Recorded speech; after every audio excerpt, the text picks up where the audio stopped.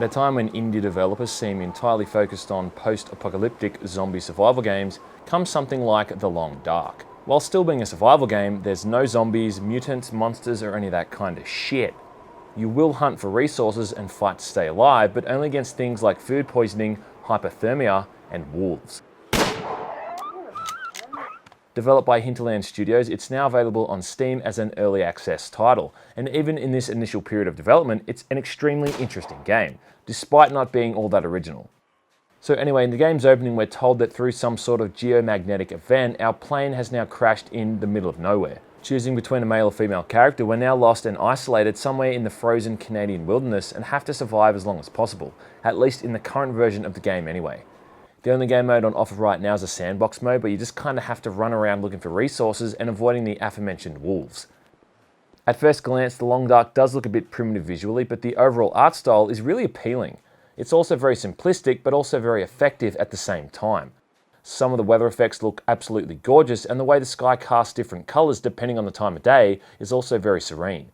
The various weather atmospheric sound effects help to heighten the mood, like, hearing a blistering snowstorm when you're in one of the game's many interior locations.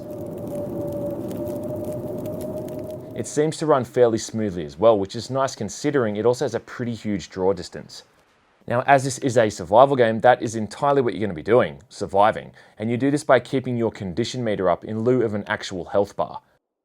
On my first playthrough, I just kind of ran around in circles, eating candy bars and drinking soda until I realized the game wants you to keep moving forward. Eventually, I did that and linked up with a railway track. Soon after that, I came across a sort of power station and eventually a nearby abandoned town. Coming across these areas gives you a huge sense of relief, as they're often the only places that have life-saving resources. Now, on that note, keeping yourself alive boils down to 4 main factors. You've got a thirst, hunger, fatigue, and body heat bar. These should all be self-explanatory and can be dealt with in expected ways. So, obviously you eat and drink to stay hydrated and nourished, and you sleep to keep your fatigue low. Body heat is one of the more interesting ideas, and the way this works is that whenever you're outside in the wilderness, your body temperature is constantly dropping. You're always coming across pieces of clothing that can be equipped to keep your temperature up and also increase your resistance to the cold. Entering interior locations, lighting fires, and just staying indoors during colder times is your best bet here. It's actually quite impressive the amount of things they've added into the game in terms of inventory and player management. You can start fires to, cook meat, melt snow down to drinkable water, or just to keep warm. You can carry a lantern as a light source that constantly drains fuel, or just rely on cardboard or wooden matches. Eating bits of bad food can give you food poisoning, and being attacked by wolves or hurting yourself in the environment will force you to apply different medical items to different body parts depending on what has been injured. You've also got a rifle to defend yourself with and very limited ammo, but don't count on using this much at all. I don't think I could list all the rest of the stuff in this game even if I tried, and to think it's only in early access. It seems like a lot of stuff to contend with, and yeah, I guess it kind of is, but it is surprisingly easy to get the hang of. There was a point when I was playing where I was stuck in a frozen lake in the middle of the night, hunted by wolves, their glowing eyes all around me. Moments later, I found a lakeside cabin and rested for 10 or so hours to get myself back up to speed before heading out and doing it all over again. I won't lie, it was pretty damn immersive, and when I got to that cabin and had nothing but a few measly matches as a light source, it was pretty engaging stuff. But alright, look, I'm making this sound like some sort of masterpiece, and that may be a bit misleading. I guess the enjoyment for this game comes from whether or not you're willing to slow things down a notch and let yourself get immersed in a well-crafted, somewhat believable, but ultimately repetitive world. Yes, it is a cool journey moving through the snow-covered forest and all that, but you are just largely doing the same thing over and over. It may be a hardcore survival game, but it's also a hardcore searching simulator as well.